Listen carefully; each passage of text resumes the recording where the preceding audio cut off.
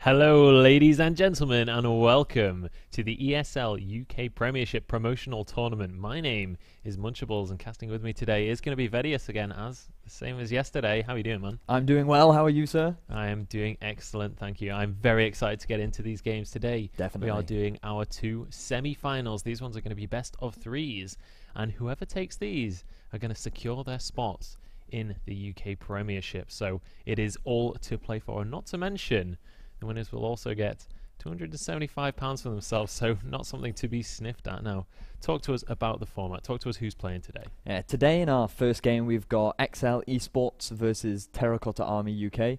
We saw both teams playing yesterday. Both look very dominant, very commanding, so I'm expecting a high-intensity best-of-3 game from them today. And then later on, we have the Newell versus Pariah G. Again, both very strong teams, and we should have some very good games coming out of there. Yeah, definitely. So we're just going to bring up the first team sheet. It is going to be ESL Esports, I believe, our first team of the day. Now, we saw these guys play yesterday. They looked incredibly strong. And to be fair, as did all four of the teams that are in our semi-finals today. It definitely looked like they were the four strongest teams.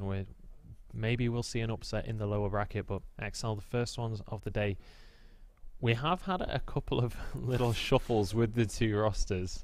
Obviously, ESL Nesquik is going to be playing as himself, but on a different account.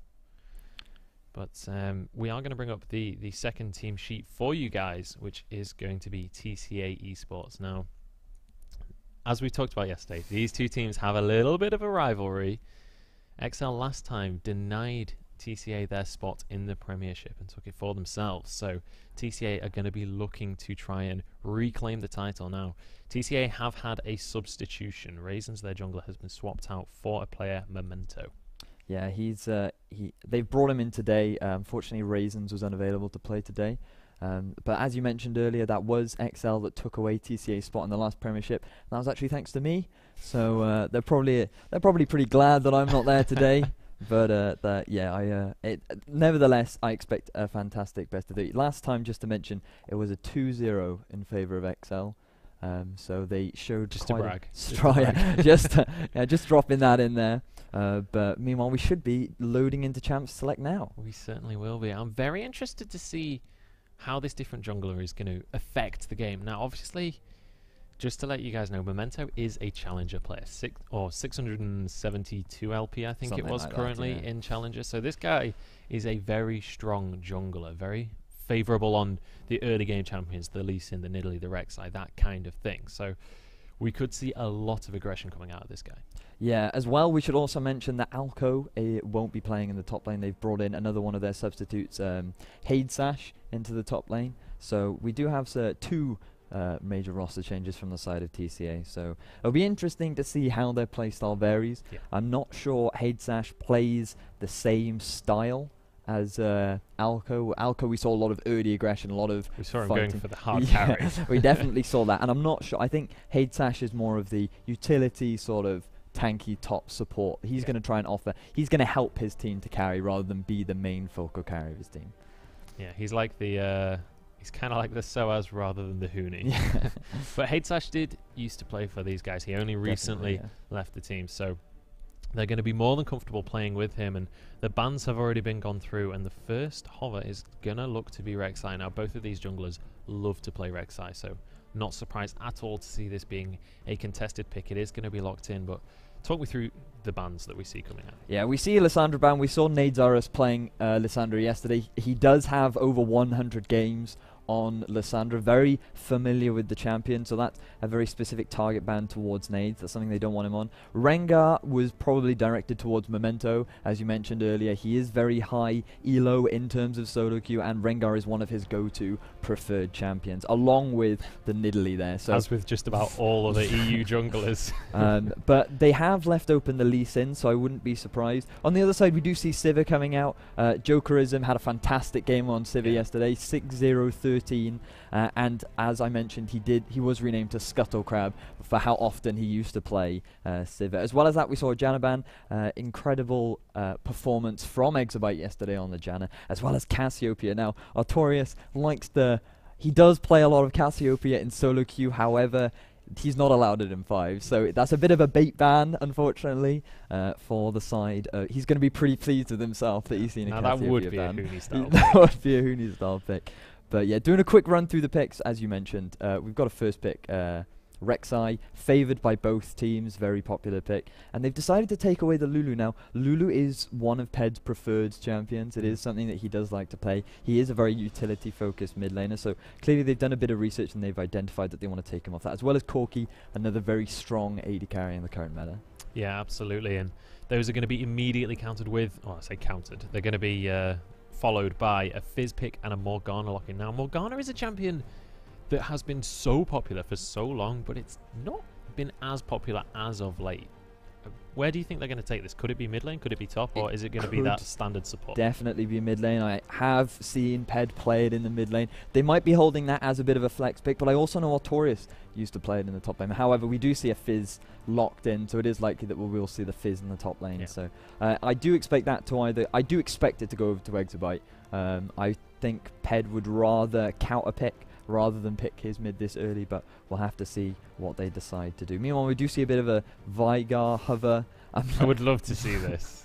We did see it, I believe someone picked it in the LCS not too long ago. Oh, I'm completely wrong. I saw it in the Null, that's where I saw it. Slightly different tournament, but I have seen it in the Null. Instead, we're going to see a Gragas lock-in and Shen. Gragas and Rek'Sai, probably the two most staple meta junglers at the moment, so it doesn't surprise me to see that, as well as Shen. And that could also be a bit of a flex pick. We could see that in the top lane as well as on support. Could see it in support. We've seen it on support in a lot of competitive environments recently. It's been quite a favoured pick, and we've seen it do incredibly well over, especially in NA. It sort of hit the scene by storm and started winning a lot of games. So wouldn't be overly surprised to see that one, but I would probably anticipate it going towards that top lane now. Yeah, Haidsash, as I mentioned earlier, he does prefer that utility tank style jungler, so as you rightly said, it wouldn't be that surprising. No, have to agree with that one, but the Vayne and the Zig's going to be hovered over here, so looks like the Morgana is likely to go over to that support position now. I would love to see the Vayne locked in. Vayne is always a champion that I love to see locked in when I'm casting, because you just always seem to see some crazy plays coming out. I know at the end of Epic LAN in the third, or might have been second game of the finals between FM and Infuse, there was a pretty much 1v4 quadra kill came out of Toaster on that Vayne, so always excited to see those kinds of plays. But we do see the Ahri locked in for the mid lane as well, so Ped going to be on that unless it's a Morgana mid and Ahri support, you never know, but likely will be in the mid lane. Yep, that is what I'm expecting. They've probably prepared an Ahri in the event that it's a Lulu mid. Like, Ahri is a fairly safe mid. She doesn't have the most dominant performance because her mana costs... Beyond 6, it's very safe. Yeah, beyond 6 is definitely very safe, but the 1 to 5, her mana costs are quite high and her wave clear isn't exceptional. So it does look like we're going to see Lulu support and Jace in the mid lane from the side of Nade Zaraz. That should be a pretty even mid lane, which is exactly what Ped likes. Ped is the type, he would prefer to spend all game farming, wait till 60 minutes, have all of his items ready, and then they both duke it out at 60 minutes. But I doubt that's what's going to happen. Yeah, Froggen 2.0 on the side of XL there. But I'm interested to see that they've picked up this Jace as opposed to the Varus. I mean, talk to me about the sort of merits of Jace over Varus. So they are both very poke heavy. That is very that's probably the most common thing that they would share. However, the main difference between them is that I would argue that Varus is more about poke, whereas Jace offers a few other things in the fact that he can change into Hammond form. He can disengage, so he has a bit more safety during the lane with his knockback.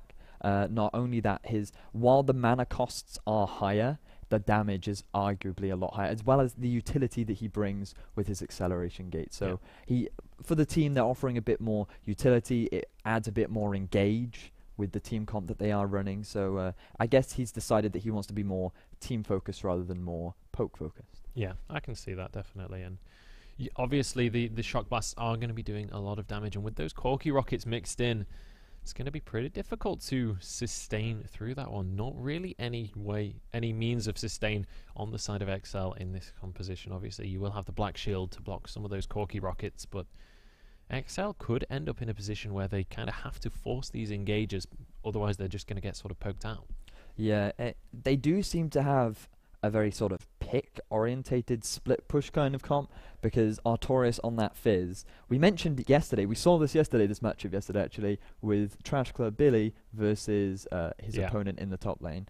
I believe that was Billy came GM out White. pretty heavily ahead. Yes, he did, and I wonder whether or not that was due to Billy's prowess on the champion, or whether or not that was due to the matchup, because my interpretation was that Fizz always had the advantage simply because of the ignite and early damage that Fizz can offer. But and the percent damage as well that you get on your Seastone Trident against a tanky champion that wants to build HP, percent damage is always going to be a strong pick. That's definitely true. So we'll have to see how that matchup goes. However, the fact that they've locked in Vayne into a Corki, that's a little bit surprising. So I wonder if they might choose to do a lane swap. That is an option available to them. Fizz might not work ideally, but as I sort of hammered in yesterday, with the double jungle that's very popular in the current meta, he might not struggle so much in the form of a lane swap if that is what they decide to do. Yeah, we'll have to see if that is something that they're going to go for. With a Morgana and a Lulu as the two supports, it seems unlikely that we'll see too much in the way of aggression in this bottom lane, both of them fairly defensive supports, although Lulu can be aggressive if she wants to be. But heading into this one, it should be a fairly action-packed game. Looking at the two compositions, obviously XL are going to be looking for those picks with the Morgana, with the Ahri. You've got a lot of ways to catch people out, and if they can catch TCA on the rotations, they're going to be able to do some good damage there. But TCA, on the other hand, a lot of poke on that lineup and a lot of disengage, a lot of peel, with obviously the Stand United, the Wild Growth. They have a lot of ways to try and protect their carries in the fights. How do you feel like these two teams need to play around the map? Who's going to be taking these early dragons? Who's going to be forcing the early towers? I would argue that that's largely going to come down to how the lanes play out, because it might not look like it, but on the side of TCA their comp is very team fight orientated. It's going to be very hard. I mean, if you just think about a Lulu ultimate with a Gragas front line and a Shen ultimate with a Shen front line, I mean, how are you going to kill anyone? Especially with a pick comp, that might be quite difficult. Oh, you believe you've caught Corki out of position? No. You've instantly got a Shen ult on top of him. That Shen ult's going to provide enough time for Lulu to come and back him up. So I expect XL to shut Shen down.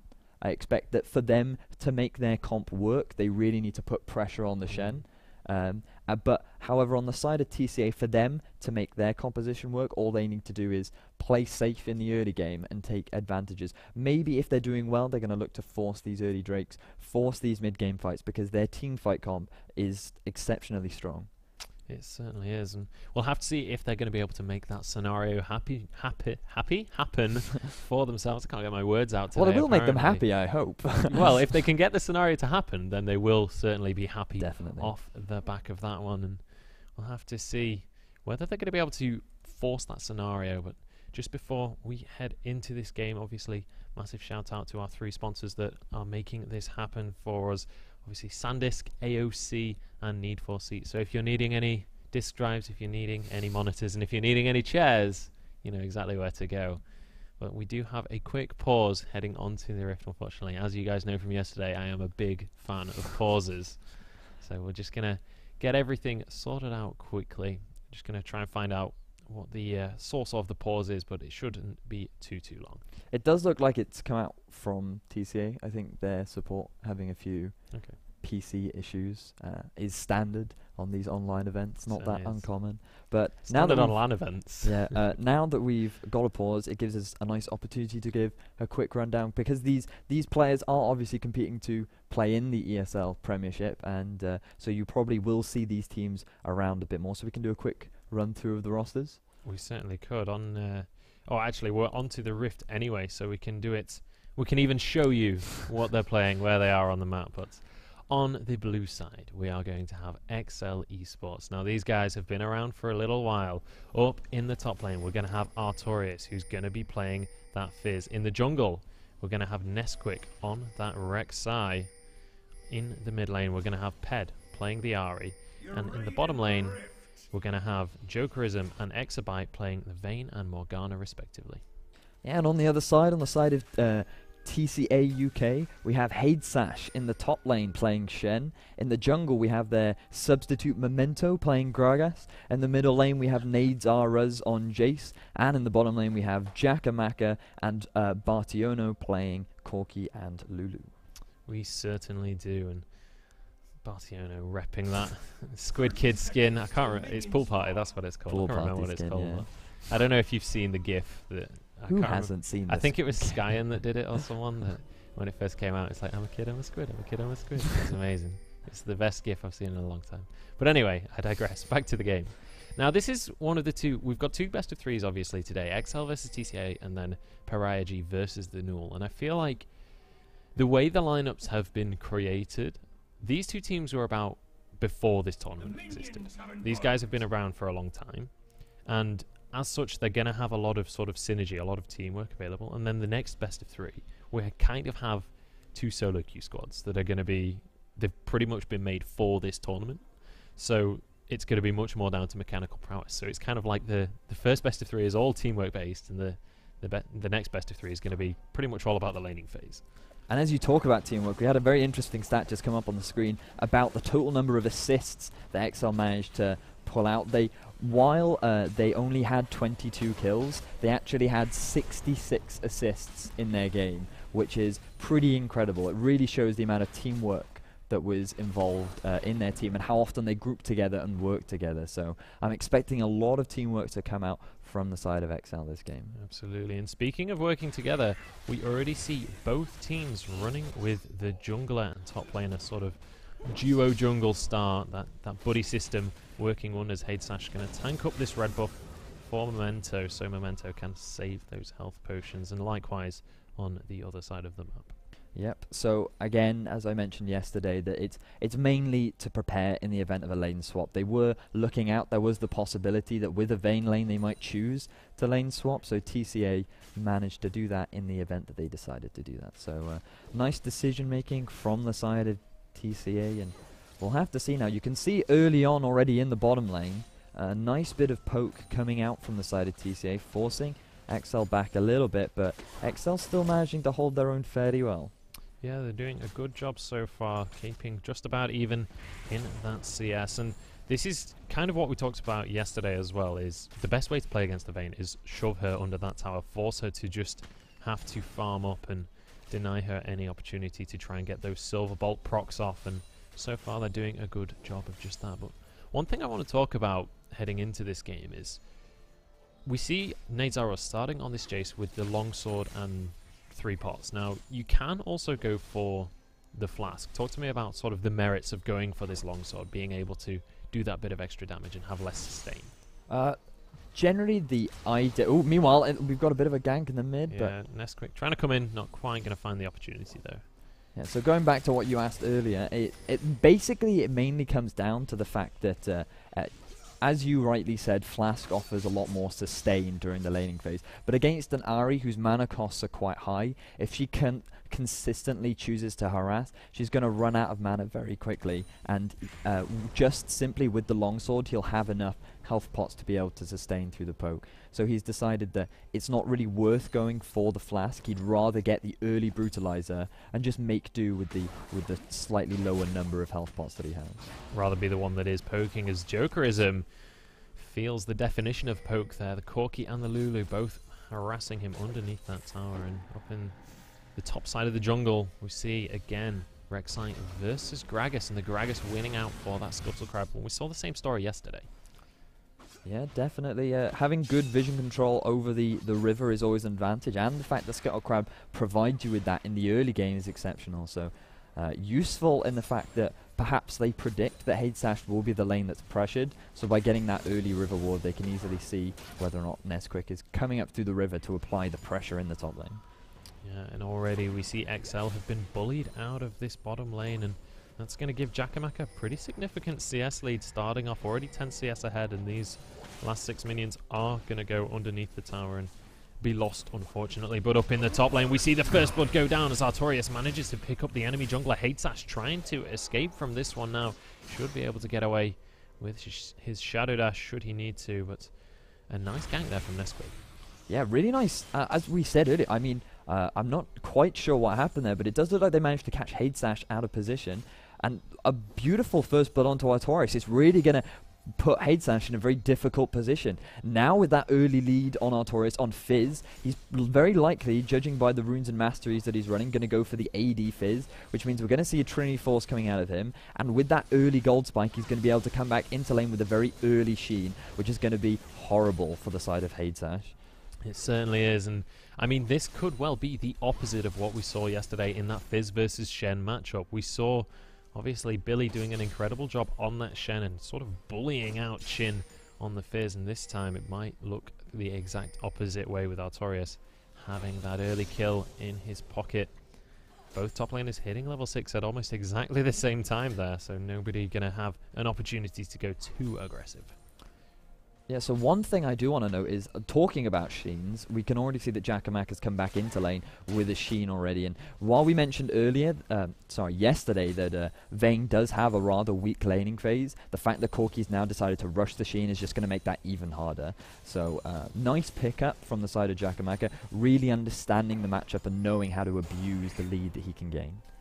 Yeah, and we see as well Memento already taking a second Scuttle Crab, so really focusing on this early vision, and you can see as well XL doing the same. 5 different wards around that dragon area and some nice deep wards in the bottom side of the TCA jungle, so XL definitely focusing on making sure that they don't get caught out early. Yeah, the vision control is exceptional coming out from XL. We saw this yesterday when they went back.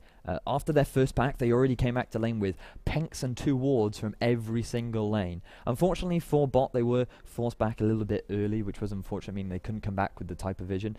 But from the side of Nesquik and in the middle lane, they've both got some early wards, and they've really put some deep vision in the side of TCA's jungle. So nice vision control once again from the side of XL, and I really feel like that will do them a lot of favours coming into this early to mid transition. Yeah, and I'm interested as well to see if they do the same thing as they did yesterday, where they all went and all got a pink ward each, so they just had that line of vision denial across the map. So far, 2 down on the map as far as I can see. We'll see if they do opt to go for that same thing, but against a bit more of a difficult opponent today, it might not be as successful. Well, the best thing about wards is you can never go wrong with them. It doesn't matter how good the team is, wards will always do you favors. A team might be 1,000. I mean, they could be playing against Fnatic, but even if they can see them coming, Fnatic can't do anything about it. So I'm glad that they're respecting their opponents, which I really do appreciate. A lot of teams very commonly will underestimate their opponent because of how confident they are, and we did hear yesterday that XL are coming into this quite confident, same from the side of TCA, but the fact that this early vision is coming out shows that XL really do respect the TCA lineup. Yeah, absolutely, and so far it's not going too badly for XL as we see a charm land in that mid lane. Nice. Nedzar is taking a huge chunk of damage there. Ped has the ultimate, has the ignite. If he can land another charm, he could well have an opportunity to go very aggressive in that mid lane. Yeah, while I was mentioning earlier that the poke, you can already see how low Ped's mana is. It really is difficult early in the game for Ped to apply that pressure because of the high mana cost and because of the fairly low damage early on for Ari, but he's decided to rush the now much cheaper needlessly large rod, so it does give him 60 ability power, so he does have a nice little power spike early on, and he might decide to rush the Ludens. That is a very common thing that you'll see on mid laners these days. They'll rather go for an early high damage item and then go for the Boots of Lucidity that provide you with the cooldown reduction.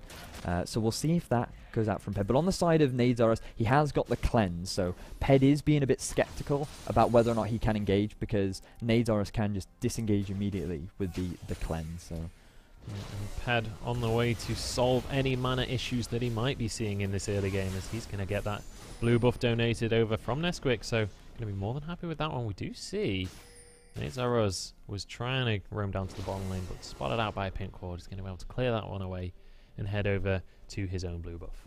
Yeah, again, this vision control from the side of XL is really impressive. The fact that on their very first back, Ped and Nesquik already picking up pink wards and warding their half of the jungle. This is exactly what you need to be doing in the early game. You don't need to put deep pink wards in, just keep them in your half of the jungle, especially with the fact that their permanent wards Meanwhile, we do see a bit of a trade going on in the bottom lane. Yeah, Jokerism taking huge amounts of damage every time he comes in range of Jakamaka, who on this Corki is just laying down so much harass. And Jokerism really starting to struggle a little bit. 15 CS down behind his lane opponent there. But then again, obviously Corki is a champion that excels in this kind of matchup. Yeah, that is definitely true. We do see a bit of aggression coming out from Memento. He has to be careful. Ooh, very nice deep pink ward. Very few teams will actually check that, but he might get spotted out as the fact that he's clearing out those tunnels. Yeah. That is a bit of a giveaway, but very nice. Again, you can see that he's rushed the early sight zone, and we do see them both now in the bottom half of the map, so I wonder if they'll intercept. Nesquik is looking for him. I don't know if he's going to find him, though. Doesn't spot him on the tremor senses. Memento just leaves that jungle. Decides to go away from the Scuttle Crab this time, as a lot of damage again going down onto Jokerism. He's not having a fun time of it in that bottom lane.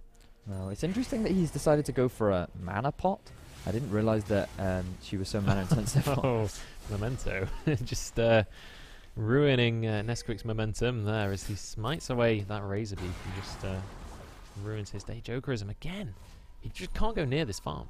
Yeah, we can see also Memento moving down into the bottom lane, trying to assist on the pressure coming in from Corki. He should be able to back away in time, but Exabyte's now in a little bit of trouble.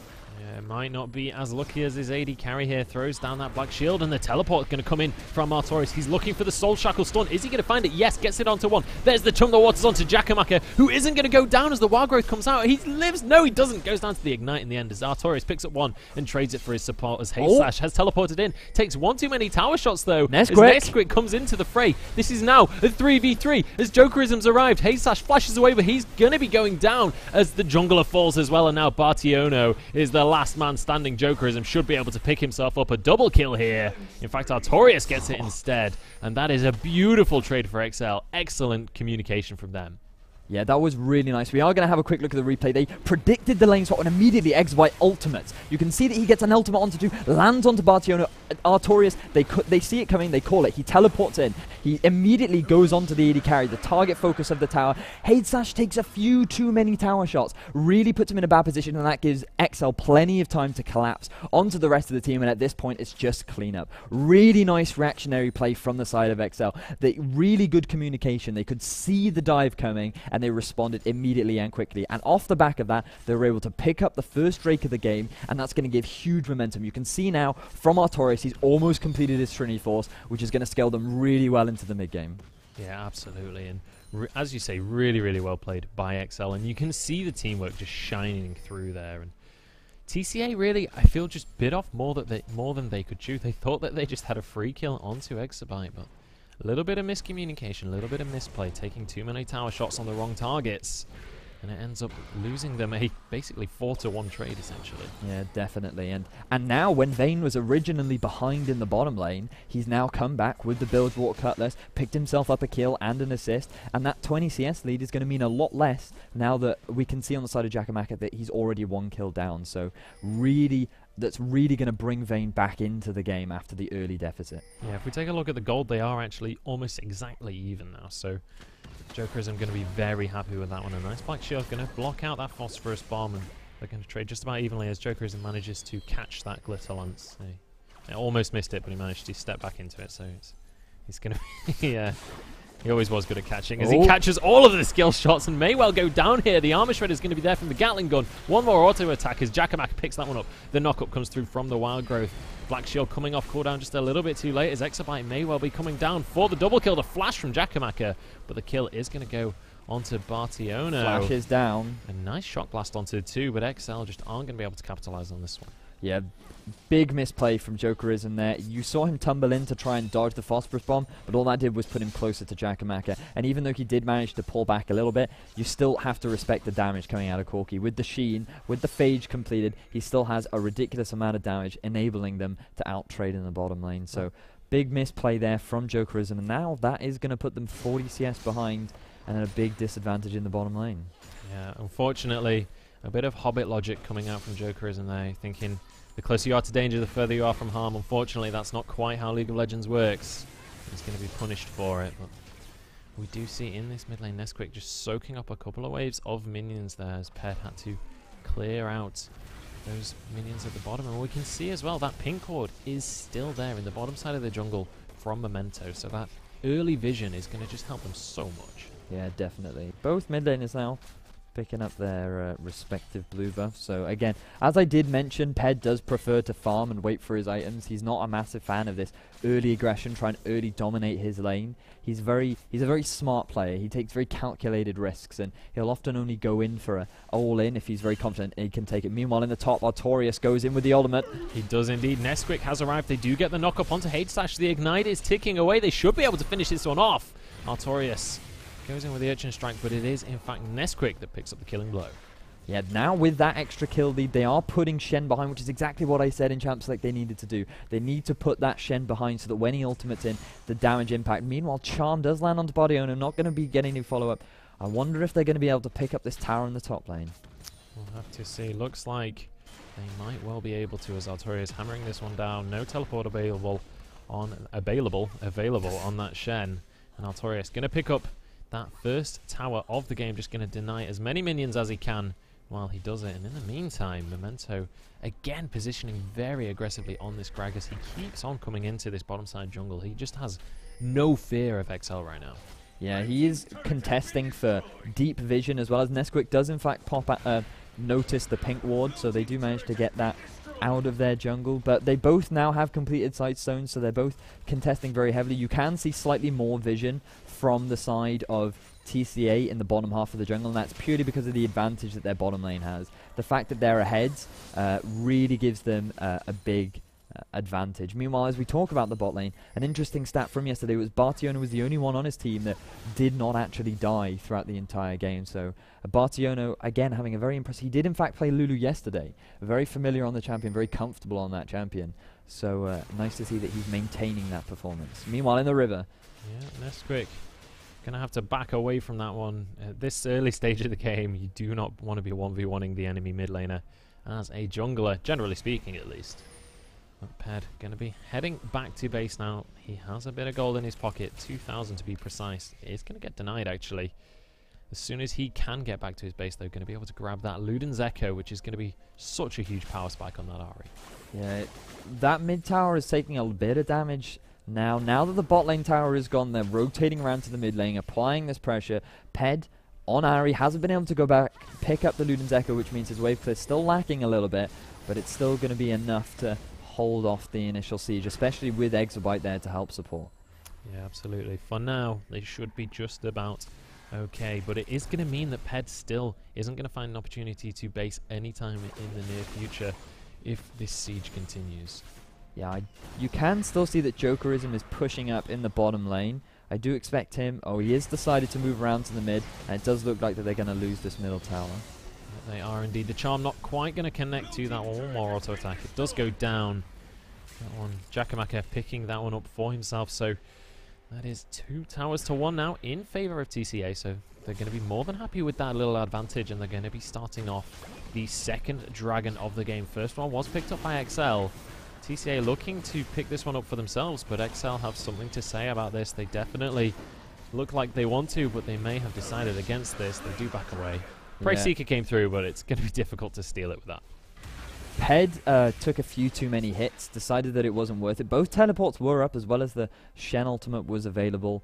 Perhaps they just decided that the amount of damage that Ped had taken, and they weren't in a great position to fight. They recognized, perhaps, that Corki has hit his power spike with the Trinity Force, and now would not be the best time to fight. They want to wait a bit more for Vayne to get a few more items to be able to start these team fights. We do have to remember that TCA did have a very good early game, which means that their team fight comp is in a prime position at the moment. Gragas is particularly tanky, Jace is in a good spot with a healthy amount of farm, and meanwhile Corki has completed the Trinity Force. So good decision making there from XL. They did realize that they've already got a dragon. They don't need to put that much risk into getting only a second dragon, which won't value them that much. So meanwhile in the top lane, yeah, we do have both junglers hovering around here, looking for an opportunity to grab themselves a little bit of a bonus. I don't know if they're going to find anything though. That's the question. H-Slash has been pushed underneath his tower, so XL I really feel like Nesquik is looking for a counter gank right now. He's waiting for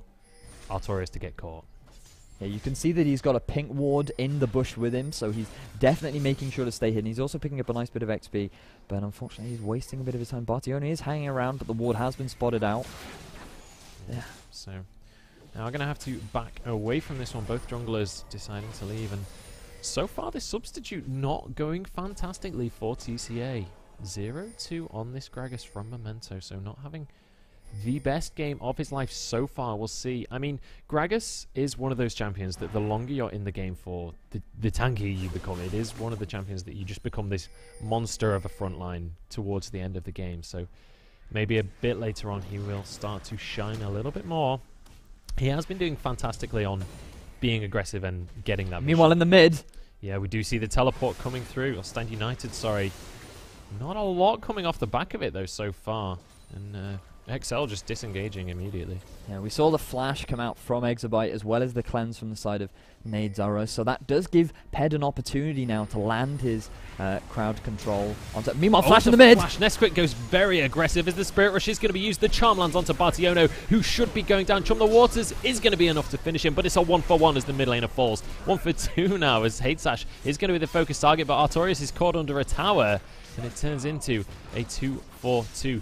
XL now pressuring onto this mid lane tower because this was a 4v5 all along. Corki hasn't even been in this fight.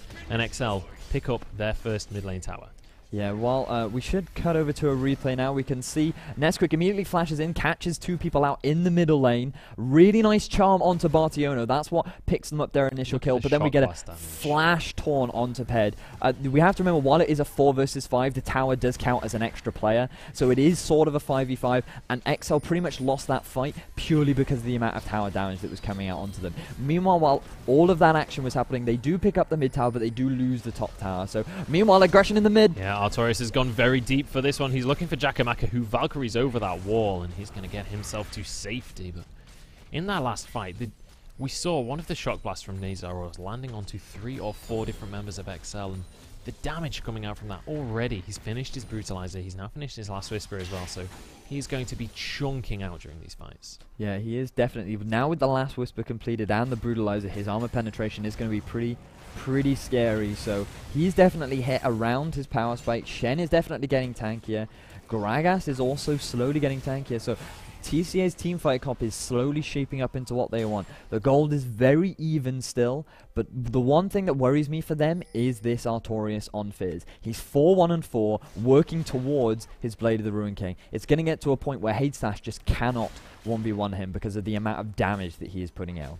Well, I feel like we're kind of already at that point. Like, he can't fight him right now, but he can just play safe and just hide and farm under his tower. I don't think we're quite at the point where he can be dived by the Fizz, but as you say, we may well get to that point relatively soon. And I feel like the teleports have just been so important this game. These massive skirmishes have all been based around whether or not their top laners can teleport. And right now, the advantage is in favor of TCA. They have the teleport available, and they also have Stand United. So even if Artorias stays split pushing, they're going to be able to teleport to the fight and then, or Stand United to the fight and then teleport straight back out. Yeah, meanwhile we can see from the side of TCA that vision control is still very good.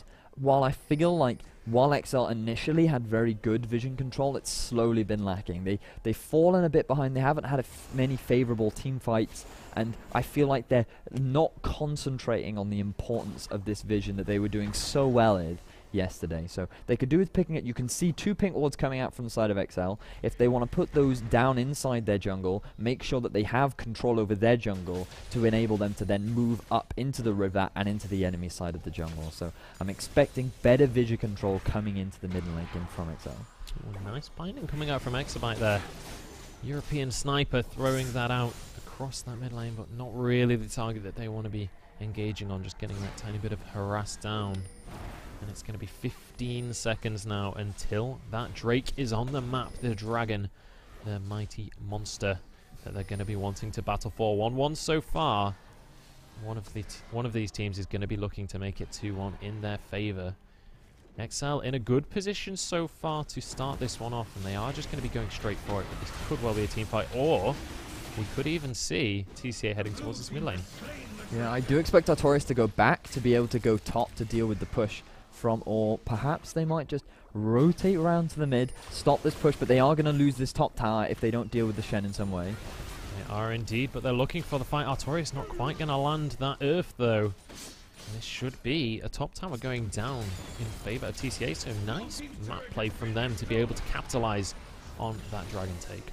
Yeah, they must have acknowledged the fact that Artorias' teleport was down, therefore he couldn't stay top with Hadesash on the Shen, meaning he had to be there with them for the dragon, so they decided, right, we'll give up the second dragon, and in return, we'll take an extra tower. So they've now extended that gold lead very slightly, but they have extended the tower lead to 4-2.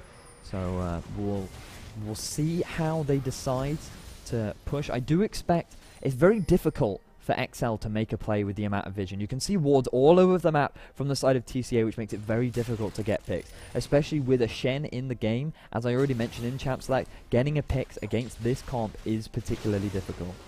It certainly is, and let's see if they're going to be able to pull that one off. Obviously, with the wild growth from Lulu, with the Stand United from Shen, it is just so hard to manage to grab one of the opponents off guard, and they really need to make something happen here, as they are. I mean, the gold is just about even still. It's been even for a very long time, but it feels like the map is in TCA's control right now. Yeah, it's mostly just because of the large amount of vision control that they have. With the large number of wards that are all over the map, it really does indicate that the TCA have control. But meanwhile, they do equalize on towers, and you can see now that the gold lead does swing back in favor of XL, but nevertheless this is still an incredibly close game from both teams. So Rylai's and Liandry's now completed from Ped. This is a build that I personally really like on Ahri. Rylai's really helps a lot and enables Ahri to land her skill shots a lot easier. It also adds a bit more utility. 40% slow on all of Ped's skills will help the team catch up to those pesky enemies that are running away. So I very much like that build coming out from Ped. Yeah, definitely. We'll have to see if that is going to mean he can secure those charms onto the correct targets, if he's going to be able to grab those picks that we keep on rattling on about. But I mean, looking across the XL lineup right now, the gold isn't necessarily as great. It's spread across the right targets right now. Hadesash getting a little bit caught out, just going to be able to shadow dash across the wall, and immediately Baron being pressured here from TCA. But the gold right now, 4-1-4 on the top lane and 2-0-3 on the jungler, but only one kill on each of the carries. Yeah, meanwhile the gold, something very interesting is that there's actually a 400 gold difference between the mid laners, so that's rather surprising. It must be due to the Nadzaros picking up a few extra gold from the towers that he was soloing. Meanwhile, in the bottom, a bit of aggression coming out from Artorias, but nothing massive going to be make of it. And this is, I think what Artorias is a little worried about is the fact that while he can solo Hadesash, there isn't enough pressure on the map from XL. And you could see immediately, the second he went aggressive onto Hadesash, the whole TCA lineup started heading towards that bottom lane, and Artorias rightly backed away because he would have been in a lot of trouble if he hadn't. So far, both of these teams really unsure about engaging on the other, neither wanting to be the one to initiate this big fight. Well, XL need to be careful because realistically TCA want that big team fight because their comp is better suited for it. I mean, you can already see if they get a big chunk like that and then force a fight, XL are already going to fall behind, so they need to get a pick, but their vision control just isn't good enough. There's plenty of pink wards from the side of TCA controlling over the map. Meanwhile, a solo kill in the bottom lane. Oh my goodness, Artorias just going absolutely crazy. He knew that TCA were all around the Baron area. Now this is perfect for XL. And they have the teleport advantage right now. 30 seconds until that top laner is up.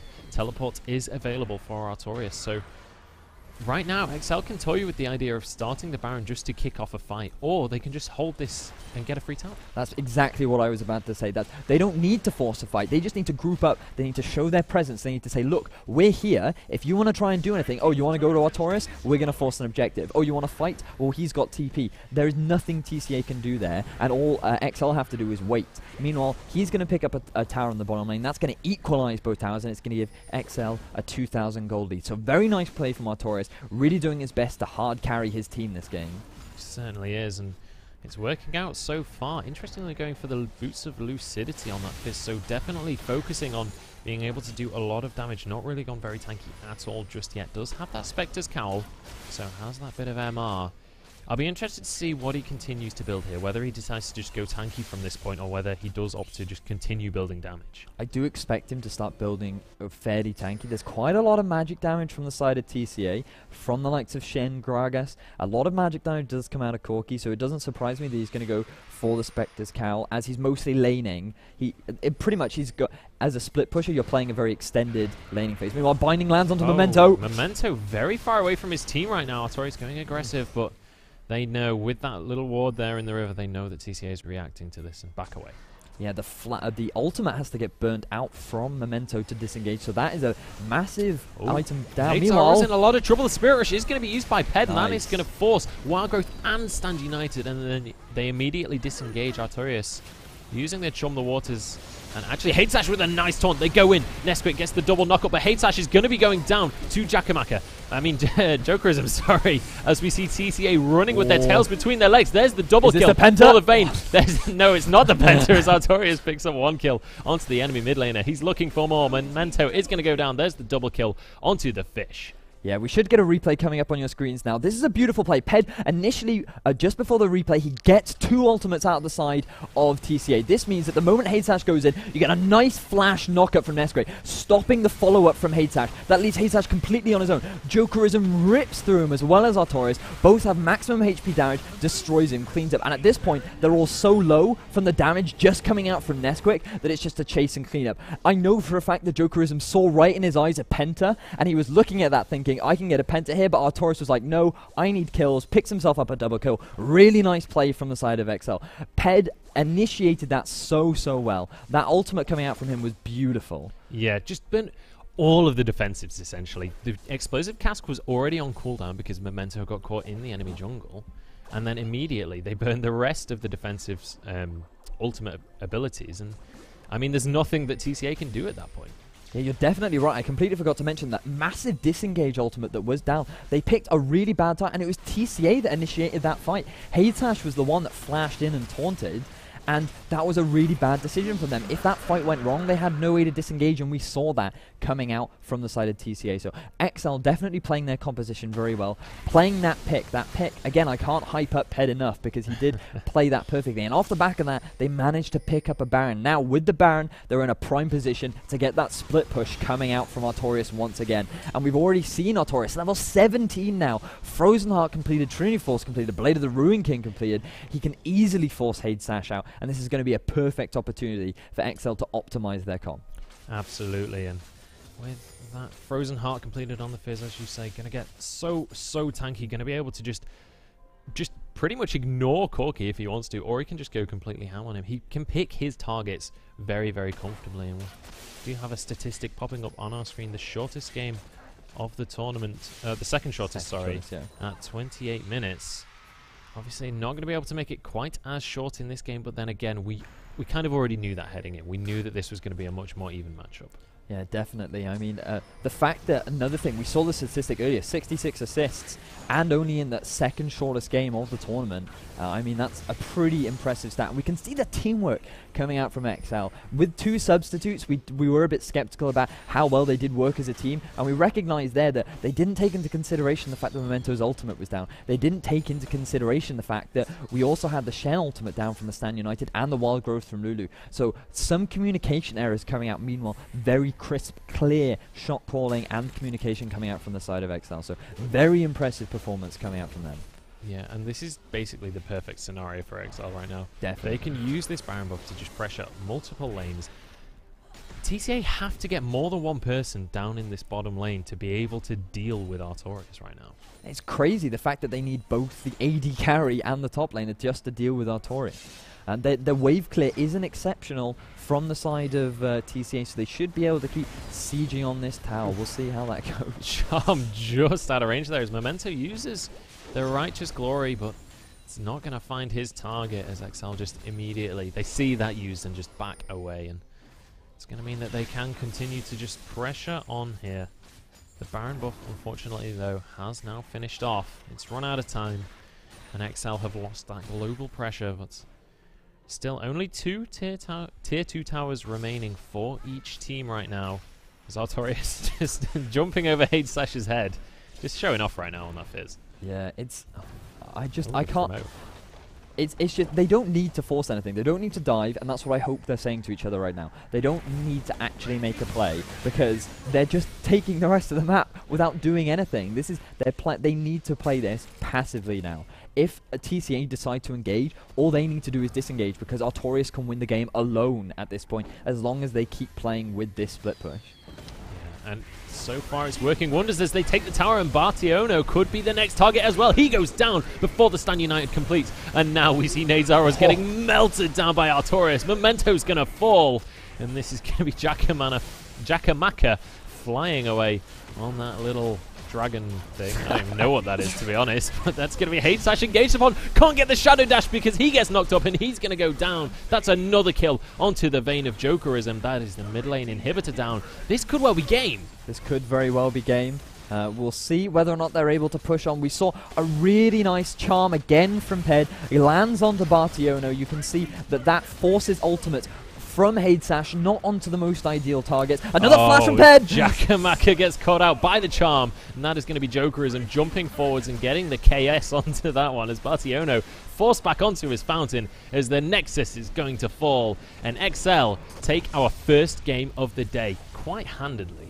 Yeah, really well played from the side of XL. Initially, they had a bit of a rough early game. We did see some nice plays coming out. Very reactive ganks again from Nesquik. He was very good yesterday at responding to ganks, and the same thing happened again today. Very impressive. But MVP of this match has got to go to Artorias. If it wasn't for him getting the lead in the top lane, if it wasn't for him applying all of that split push pressure, XL would not have been able to use the pick comp as well as they did. Hopefully, we'll be able to bring up a replay of that final team fight to be able to break it down a little bit more. But we can see that we had really nice play, really beautiful flank from Fizz. The moment he recognized that Shen's ultimate had been used, he quickly moved from the bottom lane. We moved from the... we saw a beautiful... He flanked him from the side, threw the fish out, landed it onto Nadezaros. Yeah. That's the one, yeah. Nadezaros. He tries to use the cleanse that early to get rid of it. Obviously, you can't use cleanse on a Fizz ultimate. That CCs him up, enables the team to follow up. So, really nice reactive play. I'm very impressed with the performance from XL. Yeah, really, really well played by XL to take that victory, despite... As you said, in the mid-game, it kind of looked like TCA were pulling ahead, and with a teamfight composition, sometimes that can definitely snowball in your advantage, but XL are going to be 1-0 up in this best of 3. They are one game off qualifying for the ESL UK Premiership. We're going to be back after the break with Game 2. Do not go anywhere.